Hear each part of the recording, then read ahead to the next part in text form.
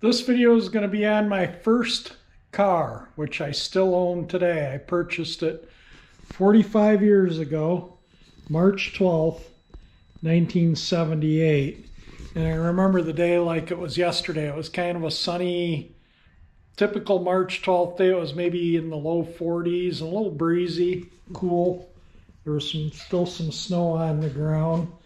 But yeah, that's when I purchased this car. And when I put it on the road, those are the set of plates I put on it right there. Went and got it road legal.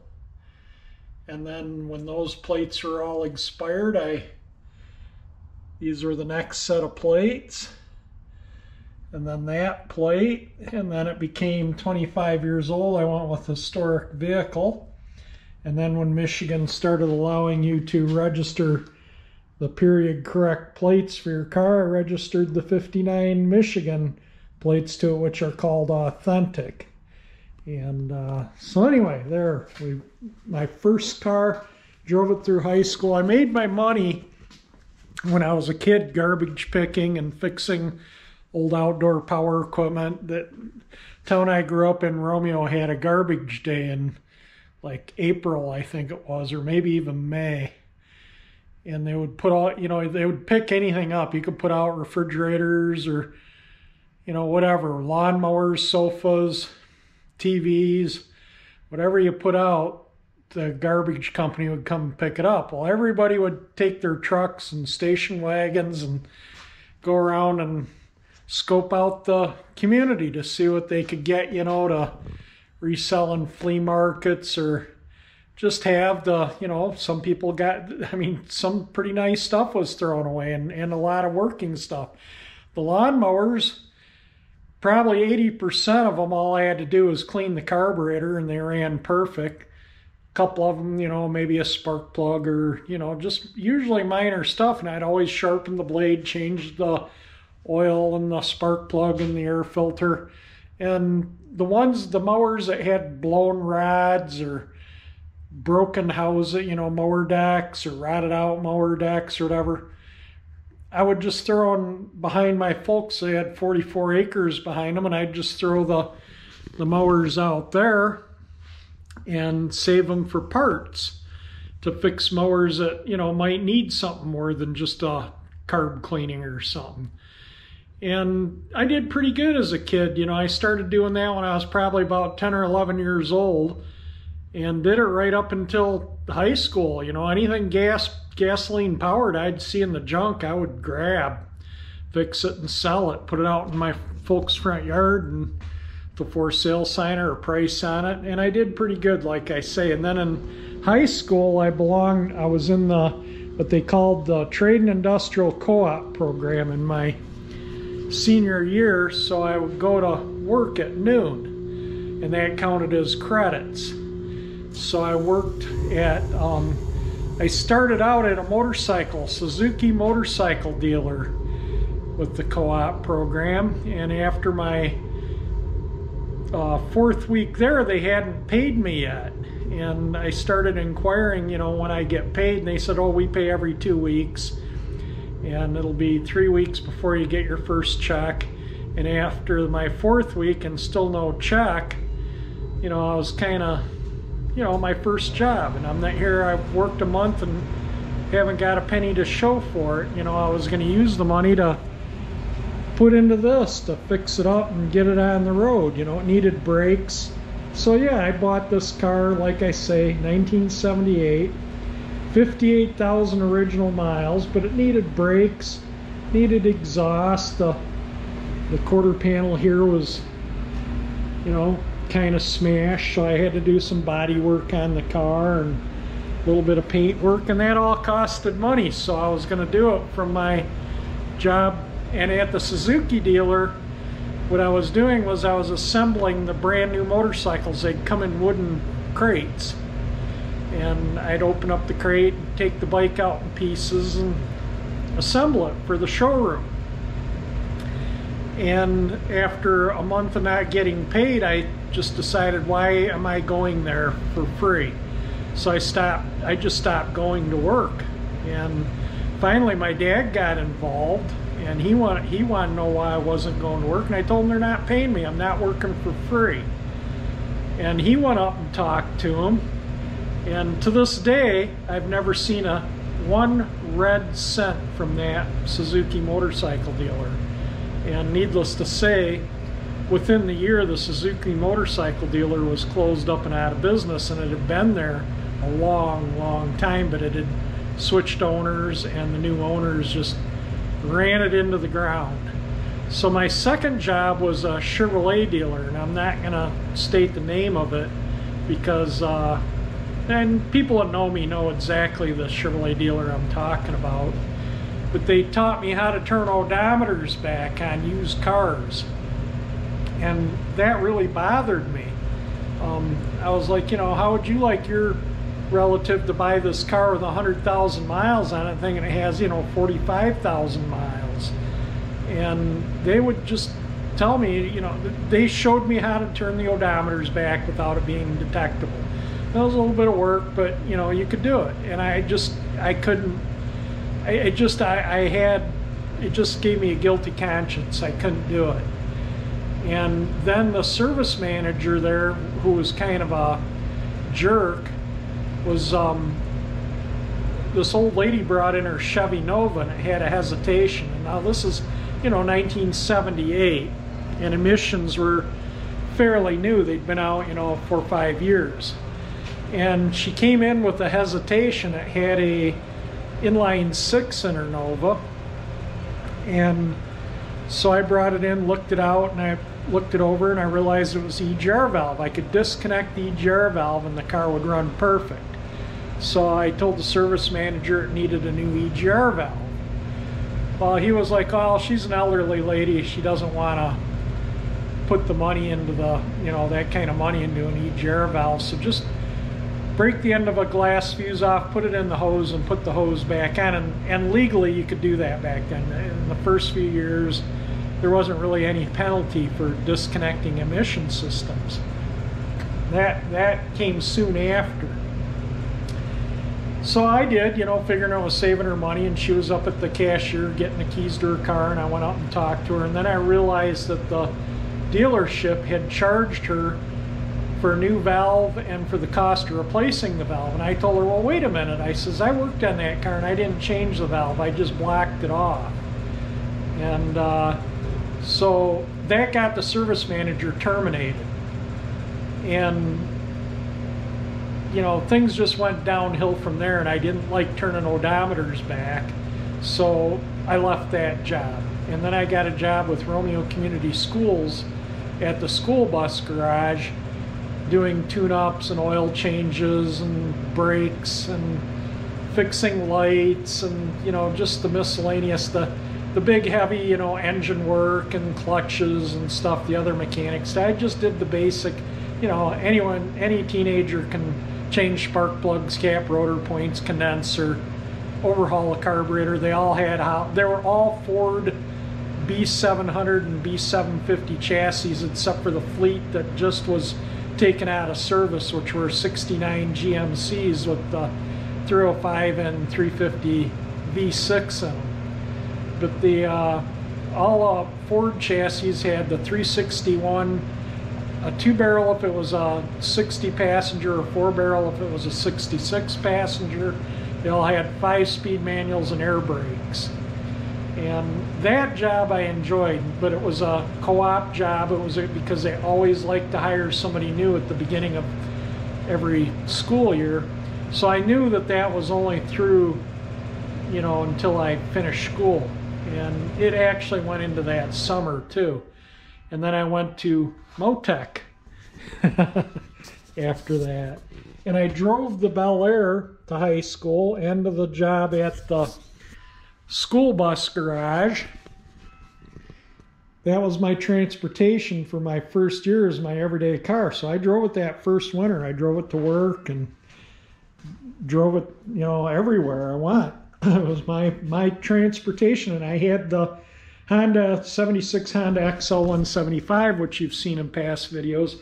And I got that brand new, and I used to ride that a lot too, you know, on nice days.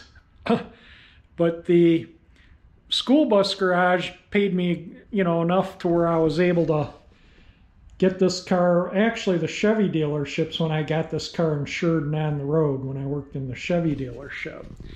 But the school bus garage, I was able to bank a little bit of money. And then when I graduated high school, I had a scholarship. So they had this contest that I entered, and you would diagnose the problem on a car, and I won the state finalist thing, I guess, what you would call it. So I got a scholarship to Motec.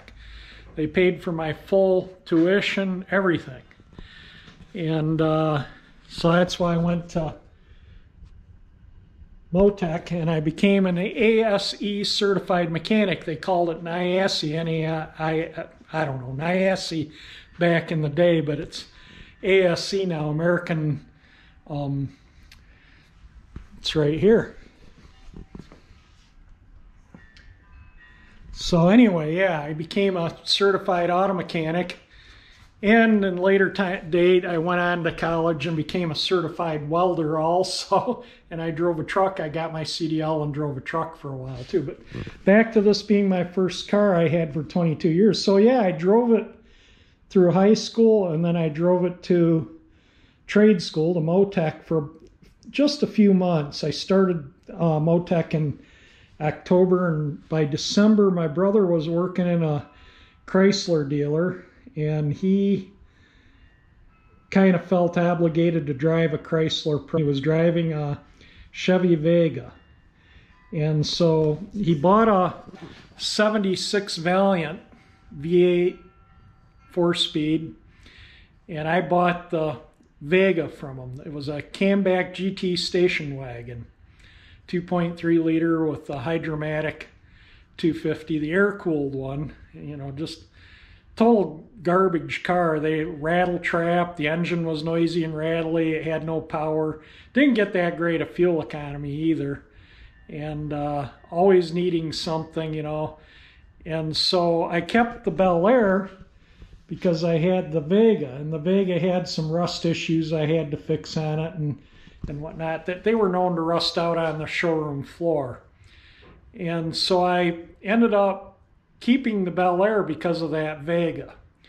And every time I could get in the Bel Air, I lived in Northville at the time, and the Bel Air sat in my folks' driveway in Romeo, and I could drive up there and get in the car and turn the key, and it would go instantly. It never failed to start. It was a good car, but it just sat around a lot that year in their driveway most of the time.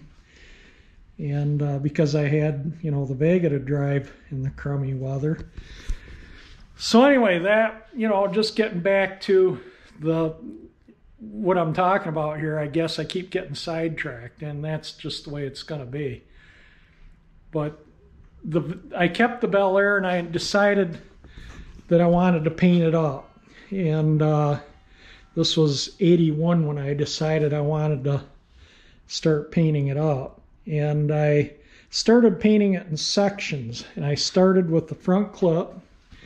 So in 81, I think I painted the front clip. Might have been I think it was the spring of 81, I painted the front clip, and then the roof. And then in the fall of 81, I painted the trunk lid and the fins, and then I painted the doors. But I didn't paint this white. I had photo in a previous video of the Bel Air in 1980. I think it was the fall of 81. I was just getting ready to put it in storage for the winter. And this was black here because I just painted the doors and I hadn't painted the white on it yet. And so that's why that was black in that photo. And then in 82, I painted the rear quarter panels. And when I painted the doors, whoops, guess it's locked. I don't know why it's locked in the garage. Somebody must have been over that locked it.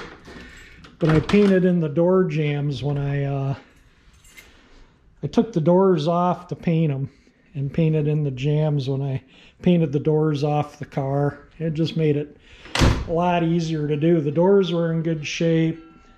Most of the car was pretty rust-free. It had a lot of dents in it, a lot of little dents.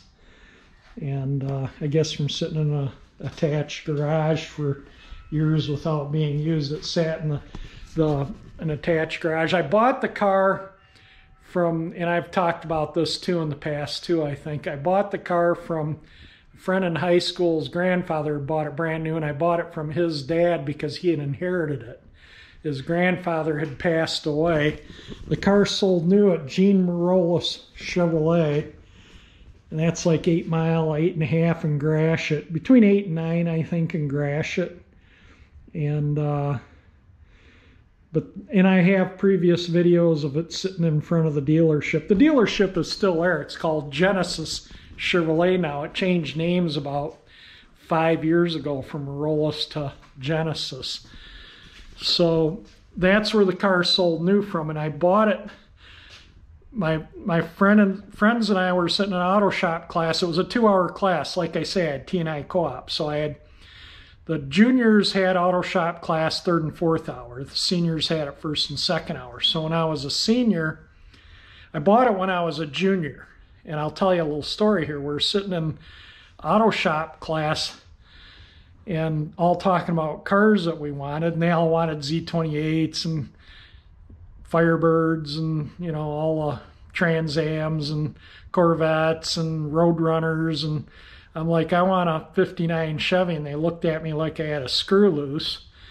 But Jim chimed in and says, oh, my dad just inherited my grandpa's, and my brother got it going. It's sitting at the house, and he wants to sell it. Well, I didn't know at the time, and Jim had said something to the fact that his brother had driven it to school that day to change the oil in it because I wanted to see it. And he says, it's probably out in the lot. So we walked out to the parking lot. His brother had cut class and left, so it wasn't there. I guess seeing he had a car, he figured, why not cut the rest of the day in school? So I still had to drive over to their house to check the car out, but he said his dad wanted $150 for it, and when I went and looked at it, you know, it wasn't the prettiest looking car in the world. It was a 19-year-old car. This high beam headlight was hanging out. This wasn't there. This was all broken up.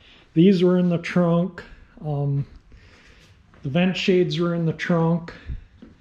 Didn't have rocker panel moldings. I added them in '82. Didn't have the door edge guards. I added them in '82. But it was a complete car. It needed, like I say, the brake pedal about went to the floor and barely would stop the car. The exhaust was pretty rotted out on it. It had the pipes and the exhaust pipes from the engine to the muffler. The tailpipes were pretty much all history. So it wasn't super loud, and the tires needed to be replaced. You know, it needed a battery, it needed, you know, tune-up, radiator hoses, belt. Typical old car that had been, you know, like any old car today you might buy. Kind of needed some attention. And so that's why I got it for $75 with 58,000 original miles on it. And the dashboard,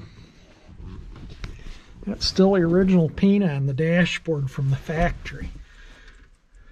And you just saw I took this apart and cleaned the clock and painted all instruments, and everything's keeping nice time. I put the tissue dispenser. A lot of people think that's air conditioning. No, it's a tissue dispenser. And then I found this in one of the cars I did, and I thought, yeah, that's what they used to hang from the vent knobs for garbage in cars, so I just hung it from the vent knob. At one time I had a FM converter and an 8-track under here, 8-track player with speakers mounted there and there. But over the years I took that stuff out. I kind of wished I'd kept the FM converter, but we have a good AM station, so I'm all good with that. Yeah, another thing too, this taillight lens was smashed. This bumper was kind of twisted up. The trunk mat was pretty hideous in it. It was just kind of tore up the spare tire hole. The bottom of the only real rust in the car was the bottom of the spare tire hole was rotted out. And as I've said in another video on talking about the car, it had rust here, probably about like that big around. And this was rusted out probably from about here across to here and up just a little bit. That was the replacement fender.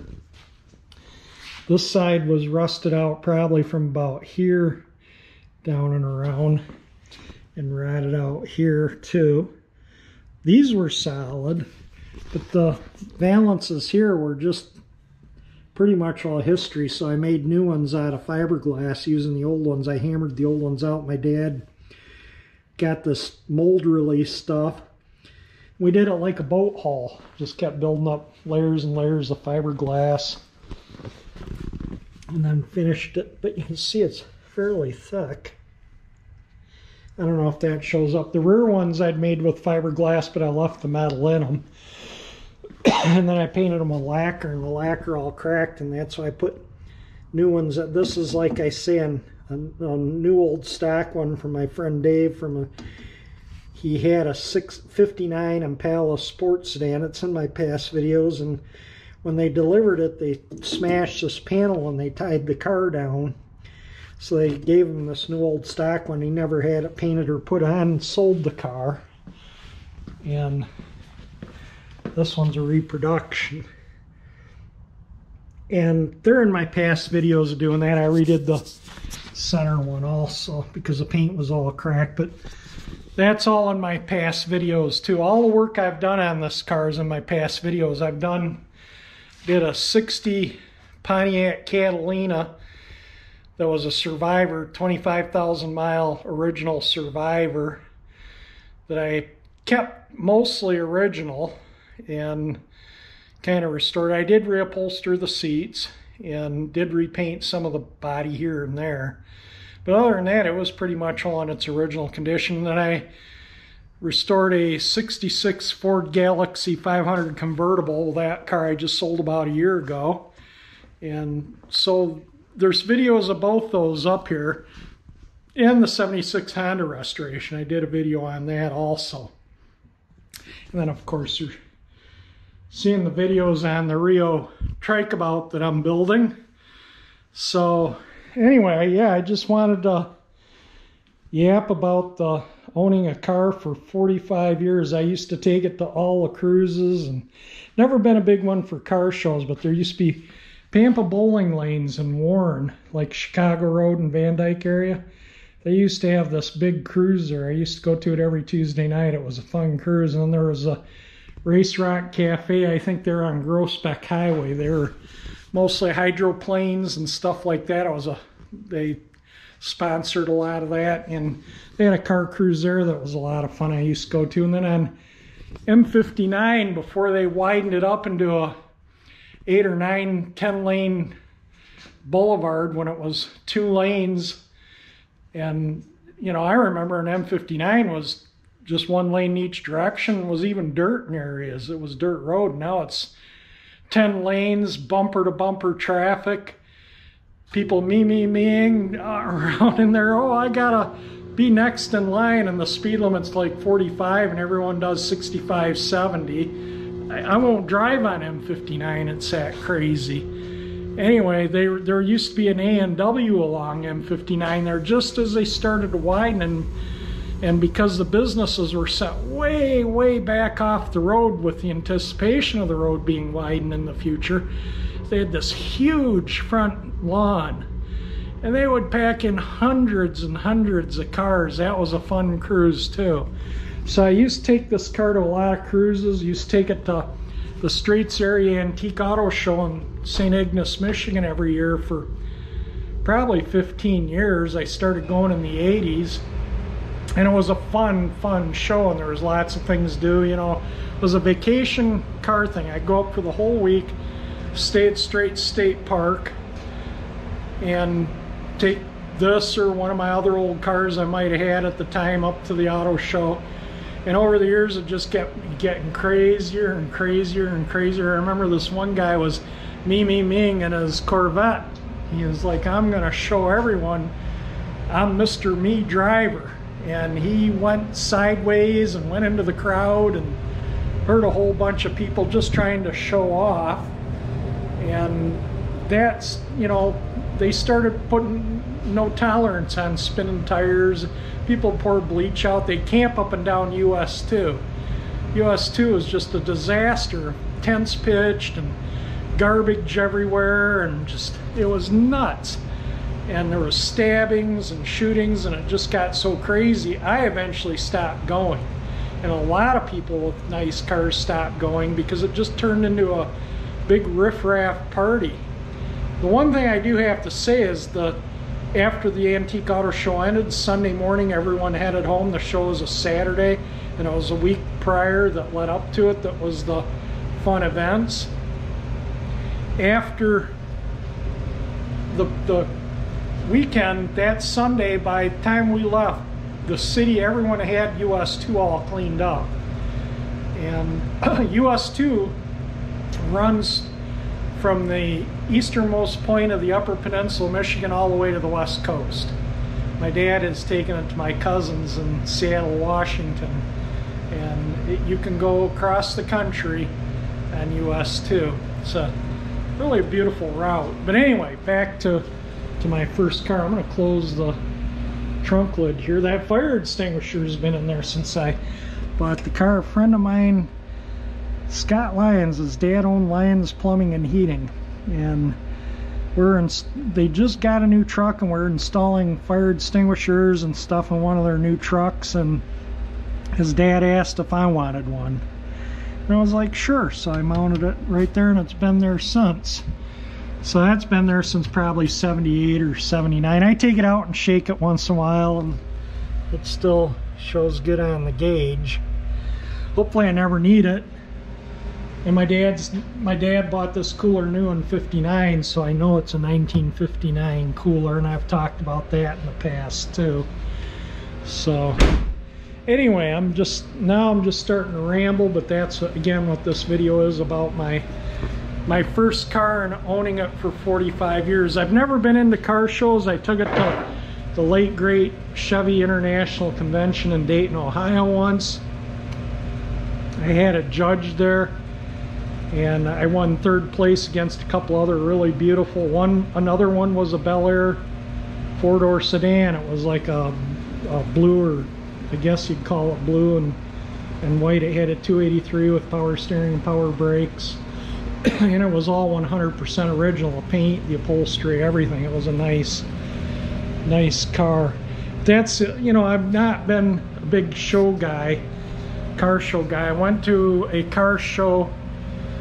I go to them occasionally, but I used to go to this one car show up by my folks quite a bit. In fact, I sold my '60 Chevy at that show. It was about a block from my folks' house, and I just walked home, got the title. A guy came back with the cash, gave me the cash. I gave him the title and keys, and he drove the car home. And so, you know, that's the way I am. This car won't sell. I've had some crazy offers on it, but it's not for sale. But as far as this car shows, why I don't like them is the host of this one host in particular always hosted a lot of car shows, and it was always his crony friends that won, and he'd always go into long dissertations telling excuse me, stories about them, and then he wouldn't let anyone leave until he was done giving out the awards, which sometimes would last for a long, boring 2 hours, because he just went on and on about these people he was giving awards to. And then come to find out, it was $10 to enter the car in the show. This is back in maybe the late 80s, early 90s. So that was a fair amount of money to enter a show. And then they charged $20 to get into the show. Now, wives and kids were free, so it was $20 for the family, so to speak. And then I found out at a later time, because I knew somebody that worked for the place where the charity money was going to, and then I found out all they had to do was give that charity $1 to be able to call it a charity show. And essentially, they gave them $1 for every $10 earned there, and then the remaining, and they made a killing because it was always a really, really packed show with big turnout. And then I found out that the host, the guy that was hosting the show, was pocketing all the cash. I'm like, I am not making somebody rich with my car. That's just not happening. I'm not paying somebody $10 so they can charge people $20 to come and look at my car and pocket the money and not give it to the charity. That was the last car show I've ever entered. And since then, I don't enter them because politics is a big part of car shows. It's always the people who people know that win. And the money doesn't go to the charities. It lines the pocket of the host.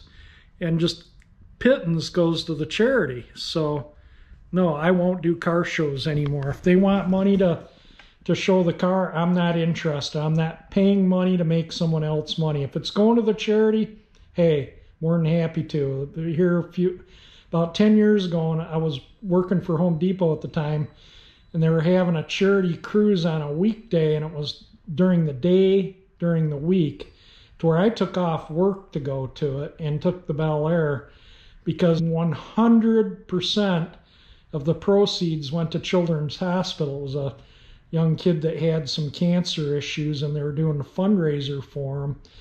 And this fundraiser, 100%, they guaranteed of the funds went to his cause. So I did go to that and did pay on that.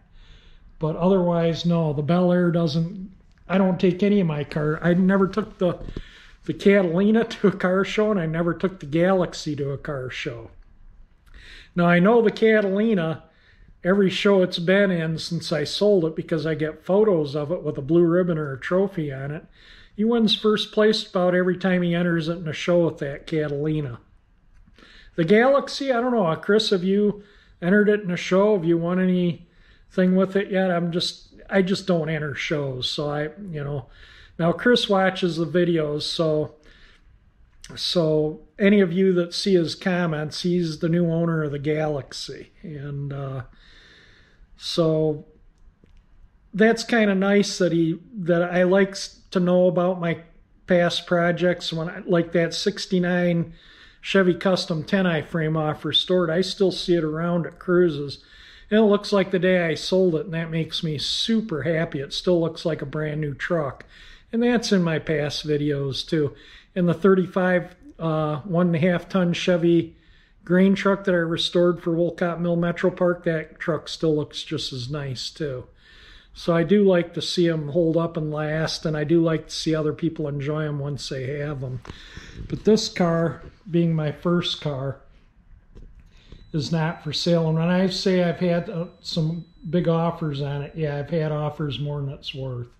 My camera battery went dead right mid-sentence, so I don't remember what I was talking about. But anyway, it's got a new battery in the camera, and we're going to give the Bel Air a nice coat of polish for its 45th year of me owning it. I'm going to get my polisher out there and do what I can with it, and what I can I'll do by hand, because I want to get all these marks out from masking and touching it while it was gritty and stuff. I think I'm done doing all the stuff, sanded out where I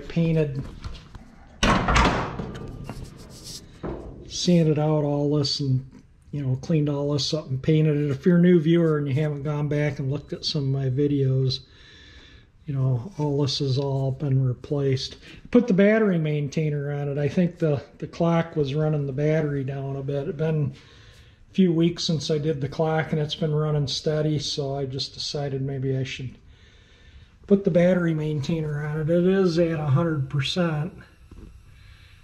It was not yesterday. It was still charging yesterday. It only charges a maximum of 1 amp, so when I say the battery's down, yeah, it's minimal, because if that was dead, it would, with that 1 amp charger, it would probably take several weeks to charge the battery back up and whatnot. Car did not have power steering or power brakes. I added them off of parts cars. They're correct 59 stuff. This all came off of a 59 Impala. The steering gear and all the linkage underneath came off the same car, because the steering gears are manual on both power steering and manual steering cars, Chevrolets I should say. But the steering gear ratio is slightly different, so that's why I got the power steering gear to, the steering gear off the power steering car. The car had the original interior in it until probably about 89, 90, right around in there, and I had this guy redo the interior, and he kind of didn't do things right. He didn't run the vinyl down far enough on the header across the back of the seat there, and he didn't replace the padding in the front seat. So that's one thing I'm going to do yet this year, hopefully, is change the padding in the front seat. But other than that, yeah, the car was pretty much all original. When I had the original paint, had clear glass originally. I put the Easy Eye in out of a wrecked 60 Impala 4-door sedan. And I talked about that in past videos too. Let's see if we can show you the Easy Eye. I don't think they'll show up. It says Easy Eye. It's Easy, E-Z-EYE. Then it says safety plate. And then it has a little number below it, and I can't really see it. It says LOF in a little square box. That's what it looks like anyway. I don't know if I can get it. Let me see if I can get it off the other side of the carts. But Easy Eye was tinted glass, and it came standard on air-conditioned cars and optional on all the other cars. Yeah, I don't think that shows up. It says the bottom looks like a Tesla T, and then it's TL dash. It's hard to see what that is. Maybe it looks like an S maybe. I can't tell. In a dash 2A. I just can't tell.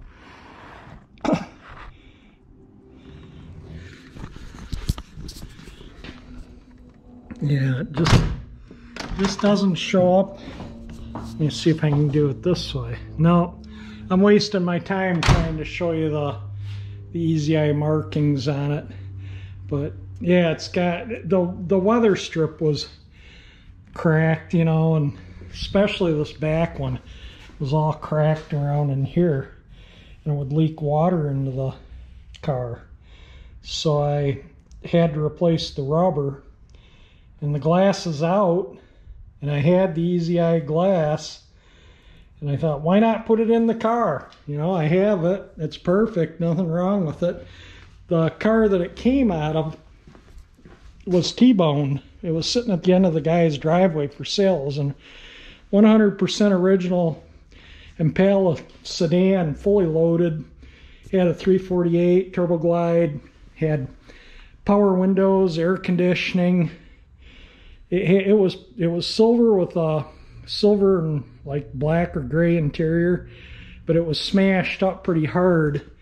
And these doors, this part of the cat whisker here, was smashed right up into here. So you can see, if you really look, you can see the marks on the glass there from where the door, and I can't get that mark out. I've tried everything. That's where the door was smashed up into the glass. Front has one mark right there from the door. The doors on that car were pushed to about here, right about to here. Yeah, the dashboard was all bent up. The transmission that was in that 60 sedan went in my 60 Bel Air. He used the engine. I think he took the engine out for one of his projects. A friend of mine bought the car, wrecked, and he took the engine out, and like I say, it had a 348 in it, and he took the air conditioning out. Some of the plenum was cracked from the collision, but it wasn't beyond repairing. It was fiberglass, the plenum, so you could repair it. But yeah, that Impala sedan was sad. It was a Ford Tempo that the drunk was driving that T-boned it. And the guy walked away, and they reckoned he was probably doing 70, 80 miles an hour down this neighborhood street, lost control and hit this car that was parked in the guy's front yard across the street from the direction of travel he was going in. And so he must have been pretty darn smashed. If this video is a little convoluted on owning the Bel Air 45 years being my first car, sorry, I'm making it over the course of several days so I can have it up by the 12th of March, which is the day I purchased the car, 1978. This photo that hangs on my garage wall, and sorry there's a lot of reflection on it, but I think this was probably the late 80s, and you can see it has that plate that I showed you on the wall over there across the garage, one hanging over there. A lot of the photos I have of the car are slides, and a lot of them are at my brother's. My dad, I didn't take a lot of pictures when I was younger. My dad took them all, and like I say, 99% of them are slides. So as I find them in the future, I'll post some photos of the car. I have some, and the few I have I'll try and I'll scatter them around in the video as I can. Anyway, I'm gonna get my little polisher out here and get all the marks off of it from gritty stuff from grinding and stuff off that, and the work I did on this, and it needs it. Last time I polished this car out was when I took it for that photo shoot for the book that it's in. That is the book the Bel Air is in. This is the house right here.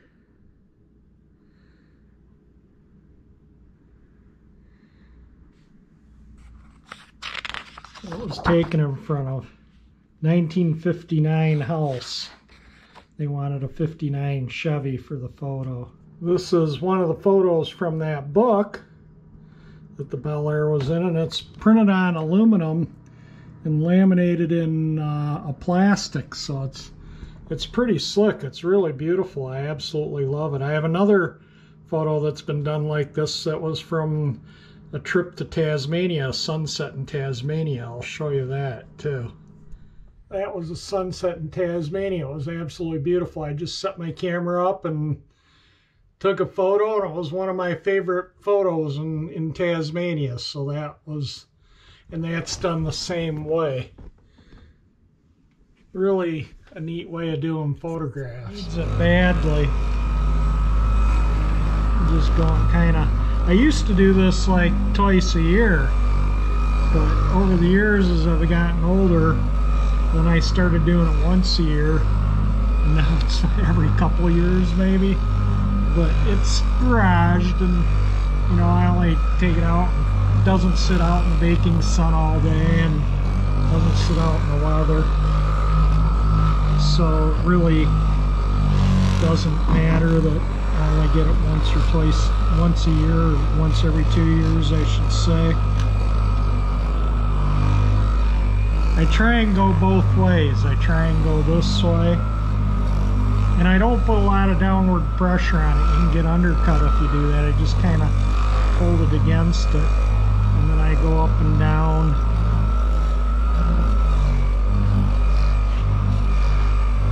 Try and get around all the door handles and stuff. I'll have to go around and do spots by hand. We'll get around that. This thing doesn't, you know, you can't get all in every little nook and cranny on these old cars with one of these.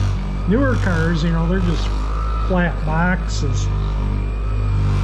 You can totally go around and do this on, like the Escape. There was very little I did by hand on that. I can see a little scratch right there in the paint, and I'm trying to, the wax will take out a lot of the, you know, it was from masking it and people touching it with when it was dusty and dirty with gritty stuff from working on the trike about and whatnot. So I'm just going around trying to get all the little nicks and, you know, scratches out and get the paint to glow again. And a little wax will go a long ways.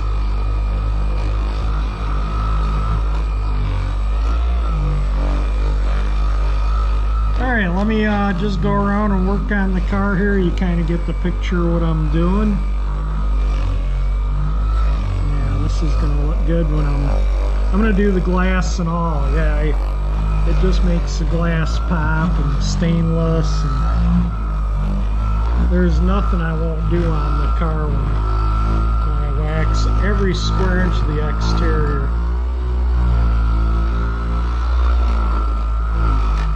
That'll make the stainless look nicer.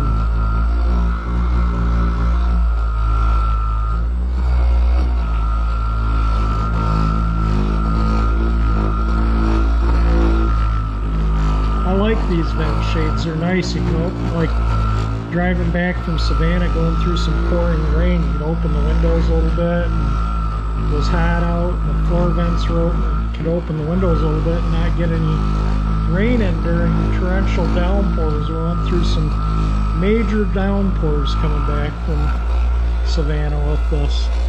Alright, let me turn you off here and I'll continue on. Does it look like I missed anything? I waxed the whole car.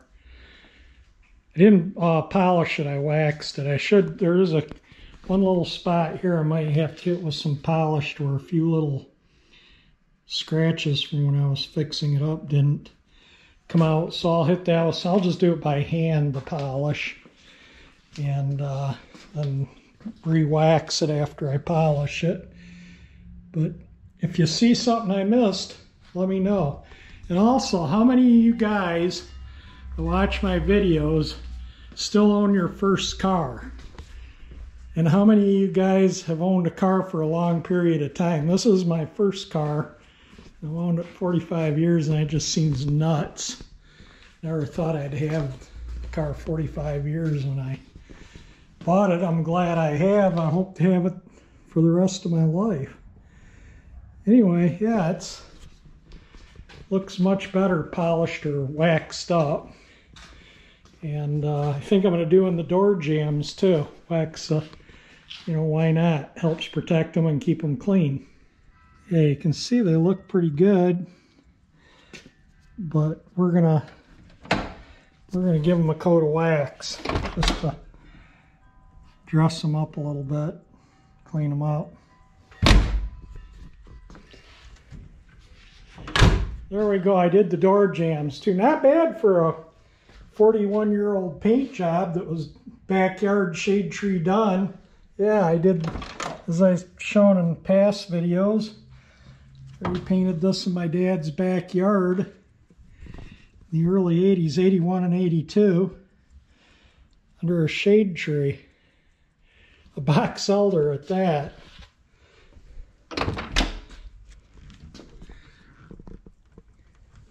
Show you inside the door jambs here a little bit.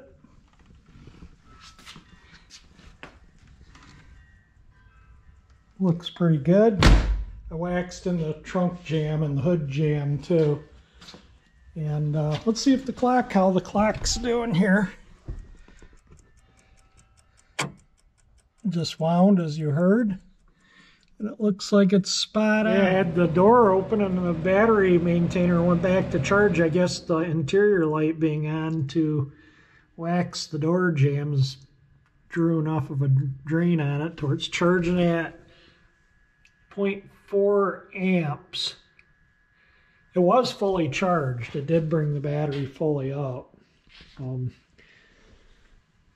you saw last year I rebuilt that power brake booster. It was last winter I rebuilt it, and I changed it this past summer because the booster on the car, the pedal would get hard when the car would get hot if you didn't pull back on the pedal with your foot. If you pulled it back just, I mean, it only pulled back maybe, you know, 1/16 of an inch. But if you did that, you had good power assist at your next stop. If you didn't have any power assist. That took care of the problem, putting that rebuilt booster on. And another thing too, you know, when I first got it, the clutch would stick to the floor. The pressure plate was bad, so I put a new clutch in it. Oh, probably within the year of buying it. I mean, it drove. It's just sometimes the clutch would stick down.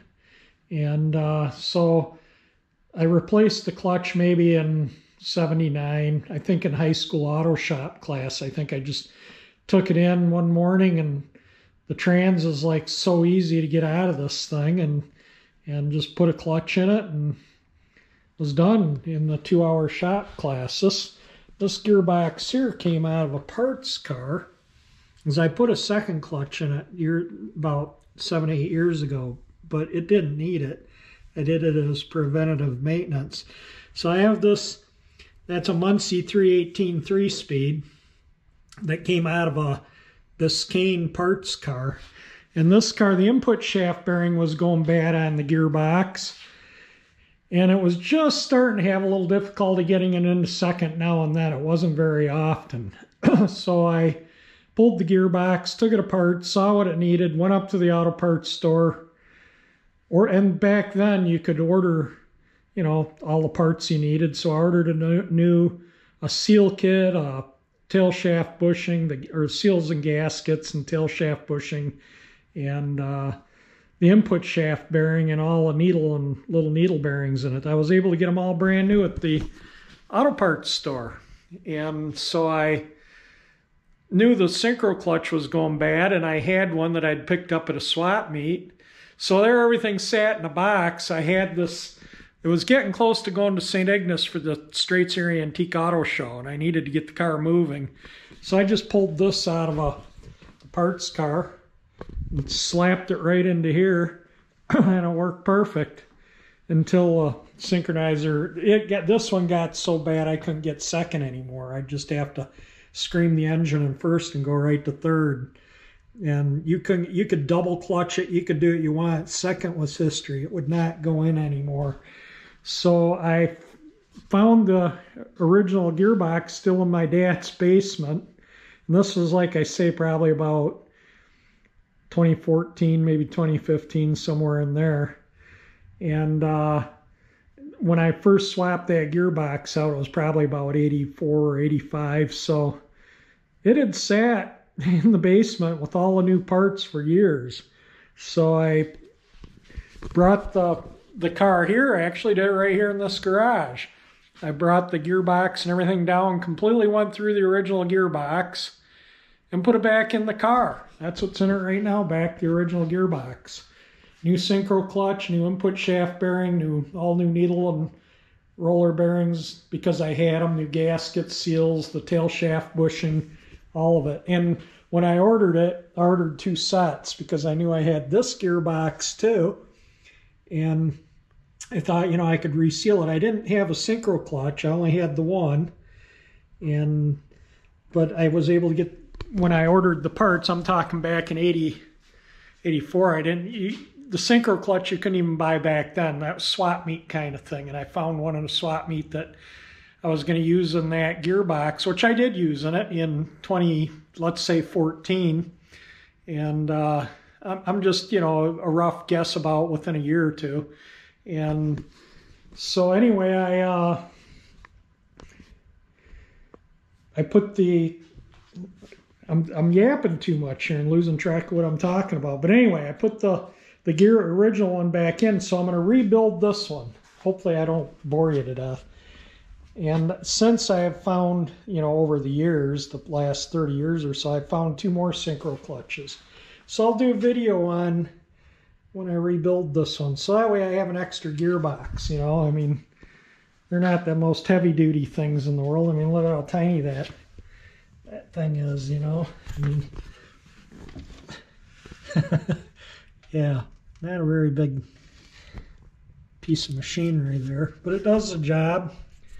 So yeah, so that was one thing I've done on it, and why I had the gearbox out this last time to, you know, before I put the original one in, I did put a new clutch in it. And, you know, and the flywheel too. The flywheel teeth were starting to get a little chewed up to where the starter was starting to, when you crank it, it just didn't sound good. It just had a bad sound to it. So I just bought a new flywheel, as opposed to having the ring gear changed on the flywheel is about the same cost as a new flywheel. In fact, new flywheel was cheaper. So I put a new flywheel, new clutch in it.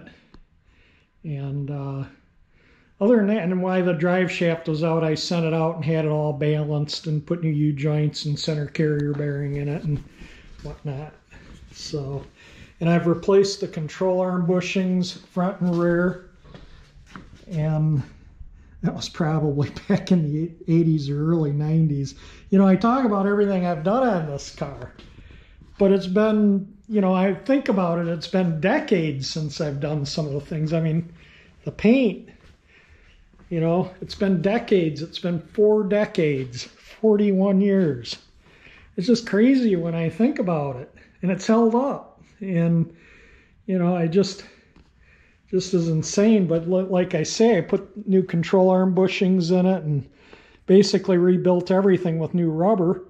But, you know, I may have to do it a second time in the future.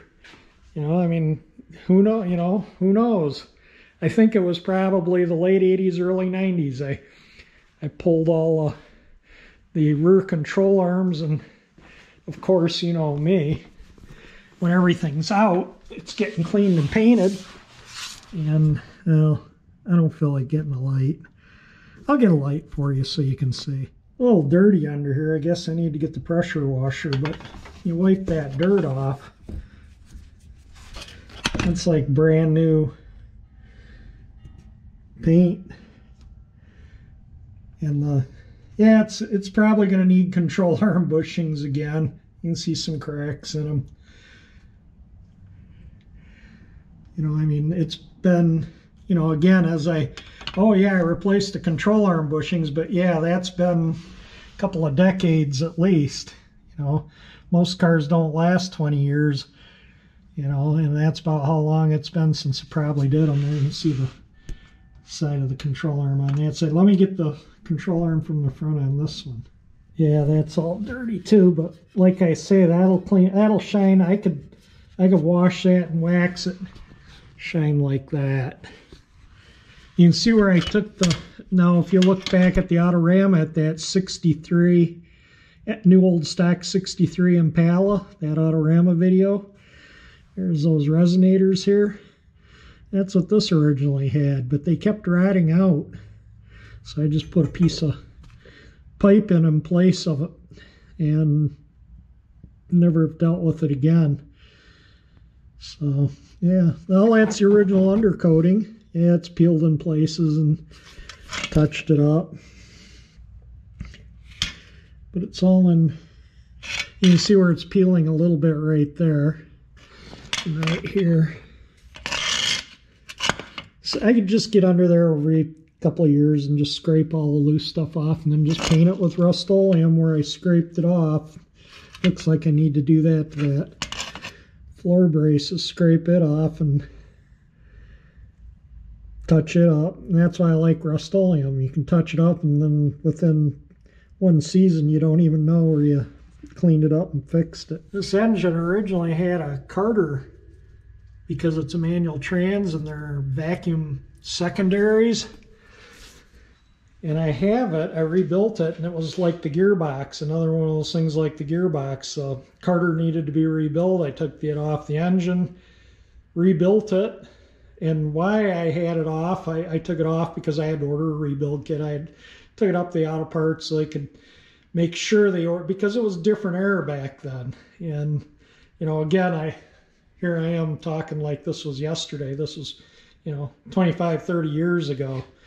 And I had the Rochester 4Jet, and it was I fairly recently rebuilt it. I would rebuild carburetors, find them in flea markets or swap meets, buy them, rebuild them, and then resell them and make pretty good money on them. And this one I had, so I just threw it on the engine, and there it is, still on there. So I probably will have to put a new accelerator pump and stuff like that in the Carter if I, need needles and seats and stuff. It's been sitting on the shelf rebuilt for 30 years now, and it's just not something I think about a lot because, I've had this car 45 years and it doesn't seem that long. And, I think back of what I've done on it and, well, okay, that's done. I won't need to deal with that again. Well, when you keep something 45 years, yeah, I've done the control arm bushings in it once. Maybe I'll end up having to do them a second time. The one thing on the Rochester, I'll go back to carburetors, it's mechanical secondaries. So when you put your foot down into it, the mechanical linkage opens them up. So you could be rolling along, not turning a lot of RPM, put it right to the wood, and the secondaries are open, and the engine just starts lugging a little bit with the manual shifts. An automatic would downshift, and then, the engine would really go. The Carter with the vacuum secondaries, they're usually all or nothing, the secondaries. So you get into it, and when you get the primaries opened up, the vacuum going through the venturis and through the carburetor there opens the secondaries. So it's, if your engine isn't turning a lot of R's and you're not drawing a lot of vacuum when you put it to the wood, you're not really over carbureting it instantly. So once the engine starts picking up to where the vacuum picks up in there, then it opens the secondaries, and then you really go. And then you let off the accelerator a little bit, and the secondaries close. Because, the engineers figured, well, if you're letting off, you're done passing or whatever. And so you don't need the secondaries anymore. So that's why the vacuum ones are usually all or nothing. Not all of them, but a lot of them.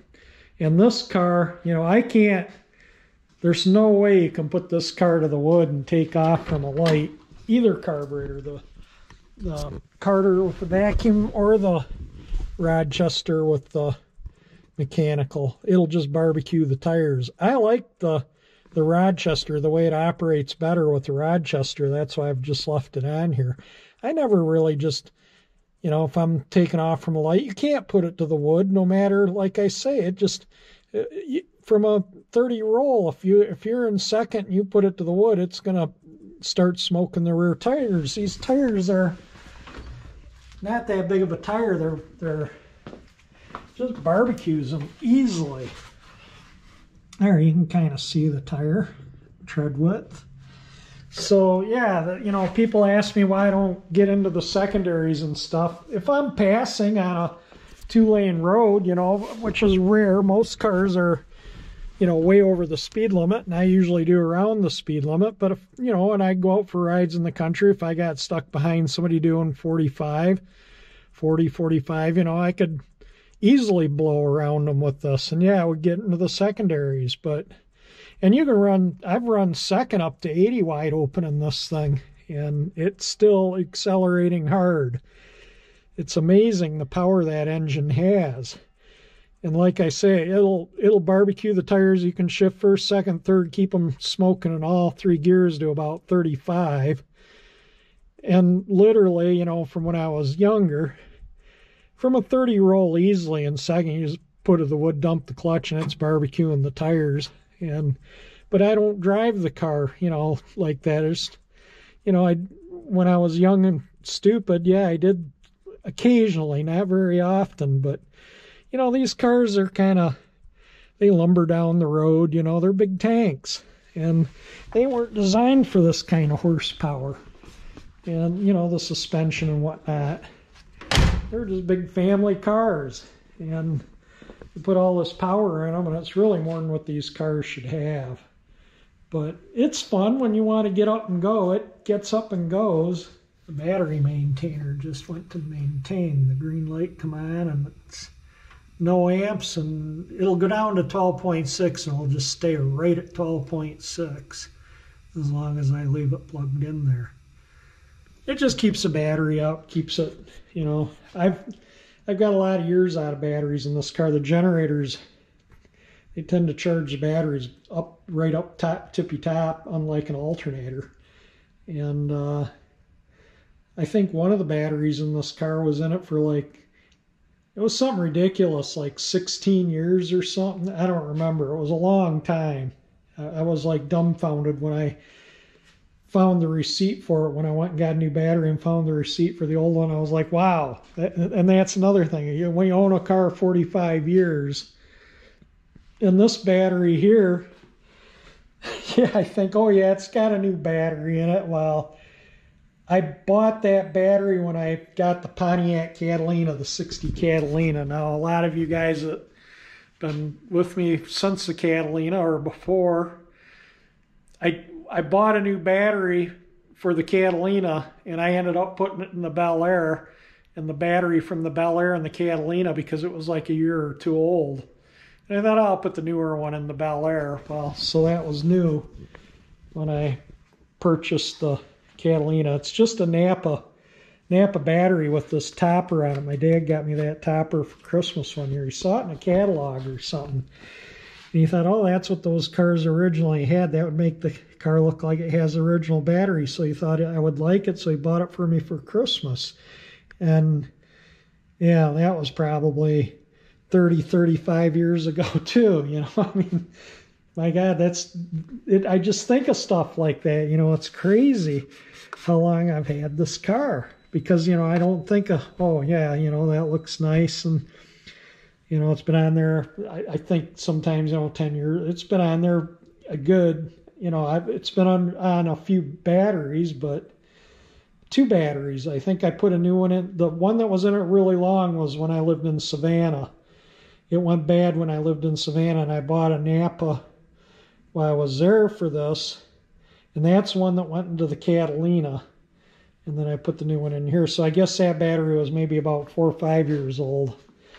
But anyway, yeah, this one's, you know, getting on probably 6, 7 years old now. So hopefully I don't have to put a new battery in it in the near future. But that's, you know, again, and I can't remember the last time I put a V-belt on it. I should probably. I mean, I don't see any cracks in it. You know, I look at it occasionally. But I bet it's been, again, 2 decades. It just, you know, I just, like I say, you know, it looks good, looks new, and you know, I keep everything clean in here and try and maintain stuff. But, you know, the hoses, that was probably when I painted the engine, and that was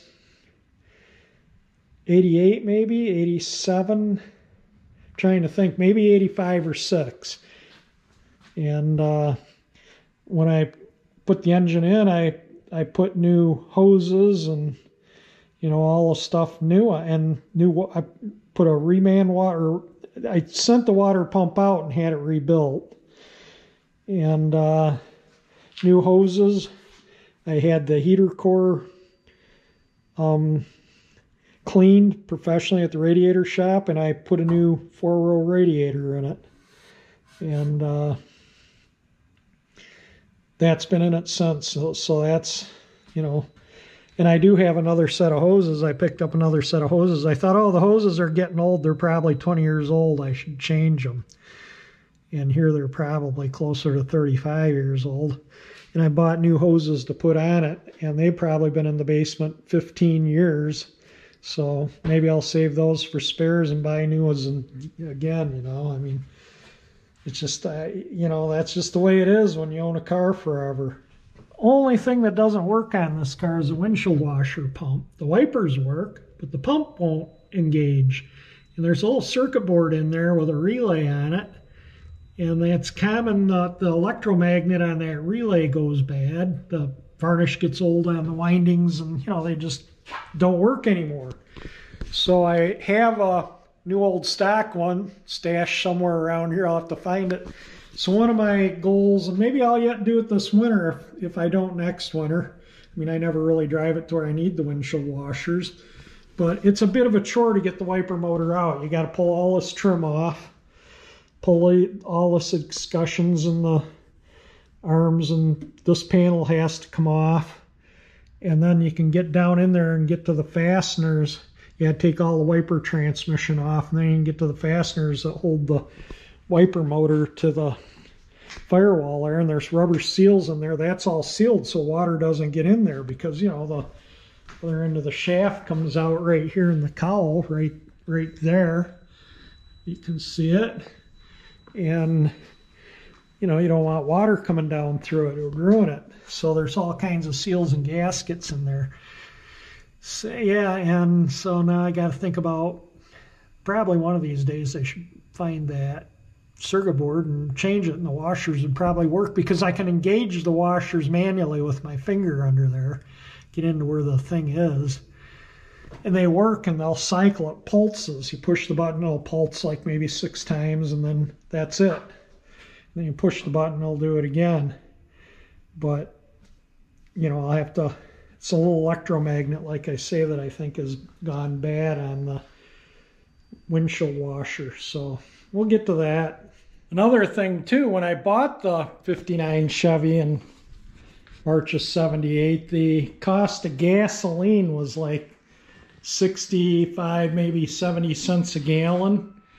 And you know, so it was starting to get up there. But in 79, a friend of mine's folks, they had a 76 Chevy Caprice, a big 4-door, you know, one of those big land yachts, and they traded it in on a new Olds Delta 88 and a 79 model, and it was much downsized compared to the 76, because the car companies were downsizing because of the oil embargo of 73, and plus they're talking gas was going to go up to $1 a gallon, so everyone was panicking and they were buying, you know, economy cars and whatnot. I remember that 76 Caprice sat on the used car lot there. I mean, tires went flat on it. It was a 3-year-old car with like 30,000 miles on it. And nobody wanted a big car like that because gas was going to hit $1 a gallon. I remember $7 would fill this car up. And last summer, I was paying $7 for 1 gallon of gas. So yeah, hopefully this summer it doesn't go as crazy, the cost of gasoline. I want to be able to drive it a little bit more. I didn't drive it a lot last summer because, you know, this car takes premium gas, and $7 a gallon, no thank you. Well, this video is probably getting long, so I'm going to cut it down here short, or just end it here. And yeah, another thing too, I've had this 15 years. I only put about 2,000-3,000 miles a year on it now. So yeah, that don't drive it much. But anyway, like I say, this video is getting long, so I'm gonna end it here. So if you like the video, hit the like button. It helps. If you like my channel, at 348 engine icon there will subscribe you. And thank you for watching my video.